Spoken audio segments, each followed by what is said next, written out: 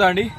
నిన్న కురిసినటువంటి భారీ గాలివాన బీభత్సానికైతే ఇది జగిత్యాల జిల్లా ఎండపల్లి మండలం చెర్లపల్లె గ్రామంలోని రేగుల చెట్లు కానీ చెట్లు విరిగి పడడం జరిగింది. మనం చూసుకున్నట్టయితే ఇక్కడ ఒక సంకటి మల్లయ్య అనే రైతు ఒక షెడ్ అయితే ఇక గొర్రెలకు వేసుకున్నటువంటి ఇక్కడ షెడ్ అయితే మొత్తం కూలిపోవడం జరిగింది.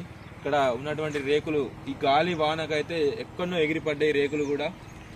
ఇక కరెంటు వైర్లు కూడా ఎక్కడ ఉన్నాయి.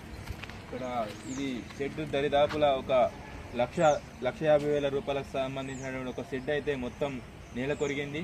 ఎక్కడి ఫ్యాన్లు అక్కడనే ఊగులాడుతున్నాయి. కరెంటు కూడా ఇక్కడ ఉన్నది, జాగ్రత్తగా ఉండాలి.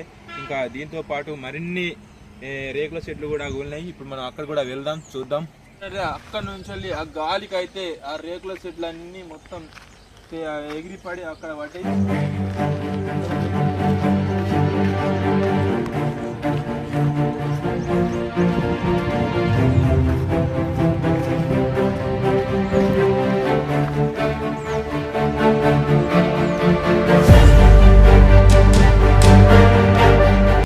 కురిసినటువంటి భారీ గాలివాన బీభత్సానికి అయితే ఈ రేకులకి అయితే మొత్తం టాప్ వేసి ఎగిరిపడ్డది. అక్కడ ఎక్కడెక్కడ ఎగిరిపడ్డది చూసుకుంటే ఇది జగిత్యాల జిల్లా ఎండపల్లి మండలం చెర్లపల్లెలో ఈ జగిత్యాల ధర్మారం వెళ్ళే రహదారికి ఇది చెర్లపల్లె బస్టాండ్ వద్ద ఉన్నటువంటి కొమ్మి సెట్ కట్టి వాళ్ళ రేకుల సెట్. ఇది మొత్తం రేకులు ఎక్కడెక్కడ ఎగిరిపడ్డాయి. స్తంభాలు వైర్లు కూడా ఎగిరిపడ్డాయి. అక్కడ చూసుకున్నట్టయితే దీని మీద ఉన్నటువంటి పైకప్పు అక్కడ ఎగిరిపడ్డది. అడిగి ఒకసారి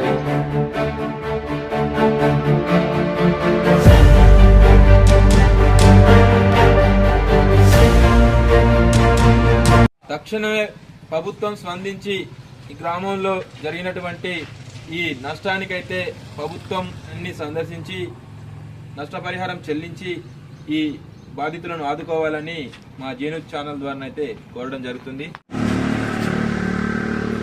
ఇది పరిస్థితి. ఒకే వర్షానికి నిన్న కురిసినటువంటి గాలివాన బీభత్సానికి అయితే ఎక్కడెక్కడ స్తంభాలు వైర్లు తెగిపడడం జరిగింది.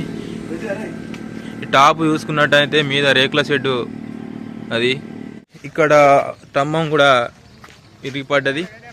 ఇలా మల్లన్న రేకుల షెడ్డు గొర్రెలకు నిర్మించుకున్నటువంటి రేకుల షెడ్ అయితే నిన్నటి వర్షానికి అయితే మొత్తం టాప్కు టాప్లు వేసి అక్కడ ఎగిరిపడడం జరిగింది. ఇది చాలా నష్టం వాటిల్లింది. మొత్తానికైతే ఇది గొర్రెలకు నిర్మించుకున్నటువంటి రేకుల షెడ్డు. ఇట్లా చాలా అయితే గ్రామంలో జరిగినాయి. ప్రభుత్వం స్పందించి ఈ బాధితులకు నష్టపరిహారం చెల్లించాలని మా జేన్యూస్ ఛానల్ ద్వారా అయితే కోరుకోవడం జరుగుతుంది. చూస్తూనే ఉండి మా జేన్యూస్ ఛానల్.